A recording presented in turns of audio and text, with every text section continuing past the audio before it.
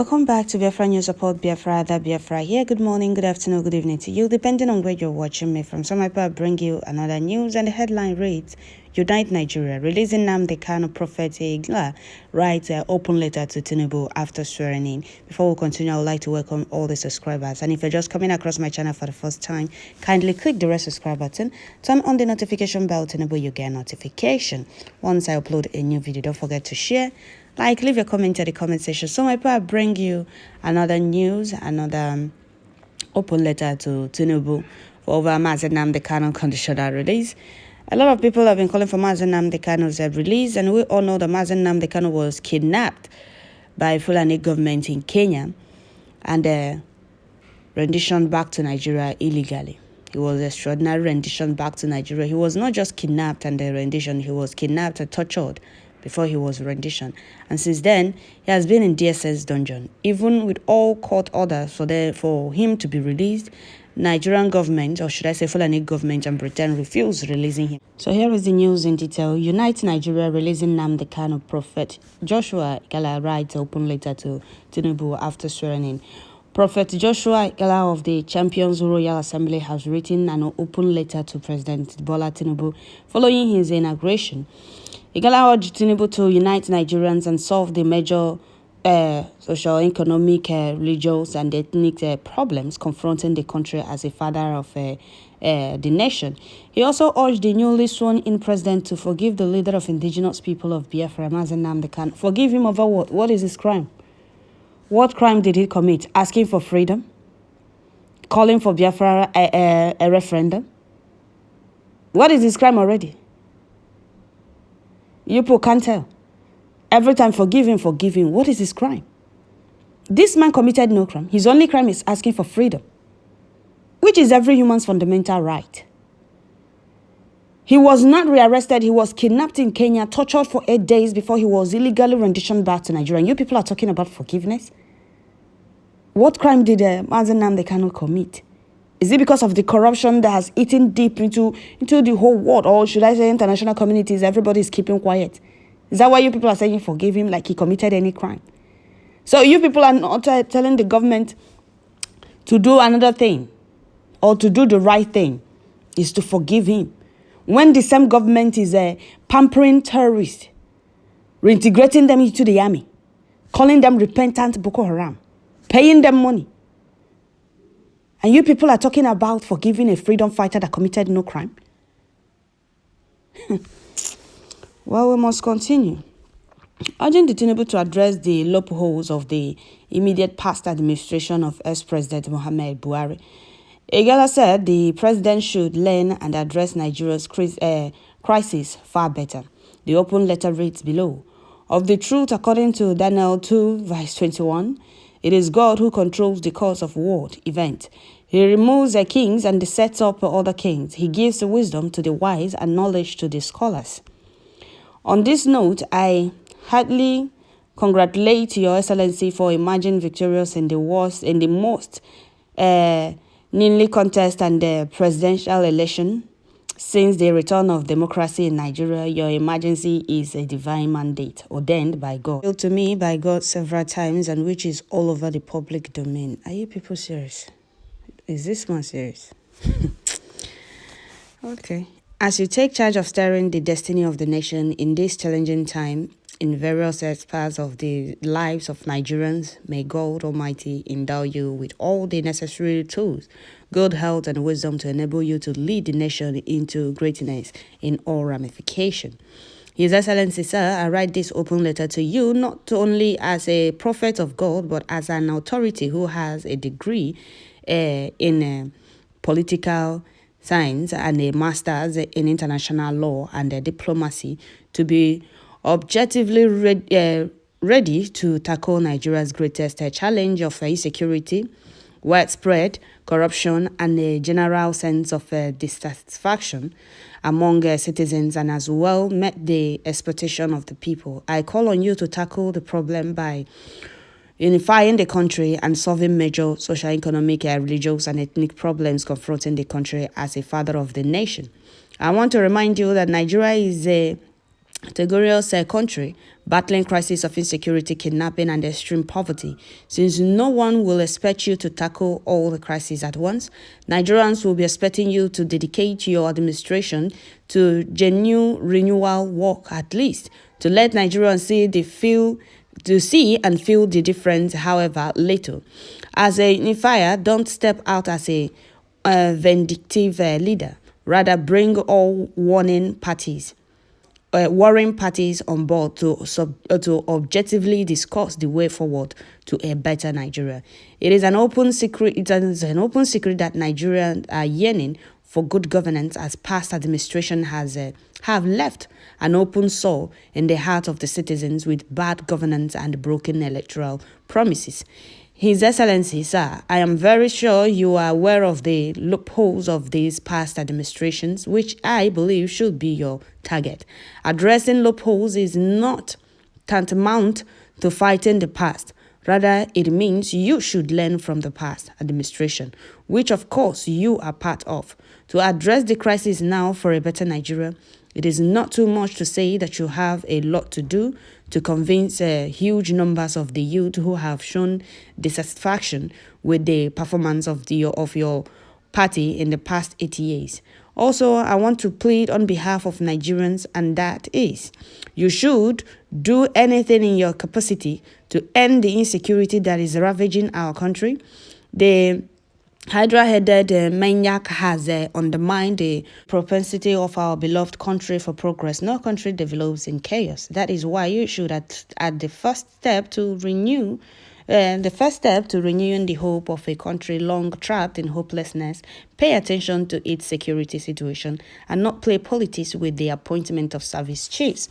Aside from that, it is obvious that Nigerians voted on their religious and ethnic affiliation rather than on the policies and the qualification of the candidate. His Excellency, I salute your capacity to put up with criticism from religious leaders. However, I urge you to exercise patience, wisdom, and tolerance with religious leaders, be they pastors or imams, and treat them with respect.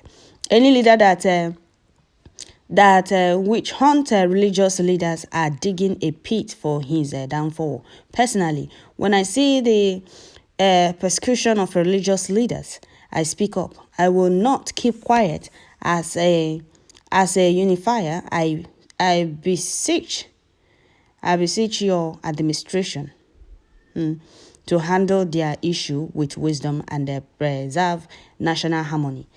Also, as a unifier, I will appeal and suggest that His Excellency should forgive and release Nnamdi Kanu. That is what I'm asking. Forgive what exactly? What is he forgiving? What is Nnamdi Kanu's crime that you are saying forgive and release? Instead of you people to tell him, or instead of you to say Tinubu should do the right thing by releasing Nnamdi Kanu, reminding him that he was kidnapped, you're saying forgive and release him. What are you people pleading for? Do the government plead on you people before reintegrating Boko Haram terrorist Fulanis into the army? Did they plead on you people to be paying them 150,000 naira every month, if not more than? A man that asks for nothing but freedom. You people are saying forgive, forgive. Now some people will say, oh, you people are too this and you people are too that. No. That is the simple truth. That is the question everybody's supposed to ask. What are they forgiving Nnamdi Kanu for? First, they went to his house to assassinate him. They failed. He left. He left quietly and peacefully. He escaped assassination, and they still went to Kenya to kidnap him. They did not just kidnap him and brought him back to Nigeria. He was kidnapped, tortured there before he was illegally renditioned back to Nigeria. And since then, even with court orders for his release, court discharged and acquitted him all the charges brought against him, and still they refuse releasing him. Instead of you people to tell him to do the right thing now that he's in power, you people are telling him to forgive and release Nnamdi Kanu. Over which crime? You people speak with both sides of your mouth. Continue. Furthermore, as a barrier breaker and a line crosser, I beseech you to implement your objective, which is to foster a new society based on the shared prosperity, tolerance, compassion, and the unwavering commitment to treating each citizen with equal respect and due regard. I want to remind you of your 10-point agenda, which formed your manifesto during the campaign. Build a Nigeria especially for our youth, where sufficient job with decent wage create a better life. Manufacture, create, and invent more of the goods and the service we require. Nigeria shall be known as a nation of creators, not just for consumers. Export more and import less, strengthening both the naira and our way of life. Continue assisting our ever-toiling farmers through enlightening agriculture policies that prompt productivity and assure decent incomes so that farmers can support their families and feed the nation. Modernize and expand public infrastructure so that the rest of the economy can grow at an optimal rate. Embolden and support our young people and women by harnessing emergency sectors such as the digital, economic, entertainment, and the cultural, tourism, and others to build the Nigeria of tomorrow, today. Train and give economic opportunity to the poorest and most vulnerable among us. We seek a Nigeria where no parent is compelled to send a child to bed hungry, worried whether tomorrow shall bring food. Generate, transmit, and distribute sufficient affordable electricity to give our people the requisite power to enlighten their lives, homes, and their dream. Make basic healthcare, education, and the housing accessible and affordable for all. 10, and most importantly, establish a bold and effective policy that would create a strong yet adaptive national security architecture and action to obliterate terror, kidnapping, banditry, and all other forms of violent extremism from the face of our nation. Extremizing from the face of our nation. His Excellency Sir, as a prophetic voice of nations who stood out as a long voice of truth in the wilderness to declare your emergency as revealed by God since 2021, I will stand as a watchman to ensure you don't dwell in your God-given assignment. And if you do, I will not hesitate to pin you an open letter like this to guide, correct, and rebuke if necessarily. So that is it, my people. I don't know why they always say forgive. Mazen Nnamdi Kanu committed no crime. His only crime is asking for freedom. Asking for freedom is not a crime and is not a call for war.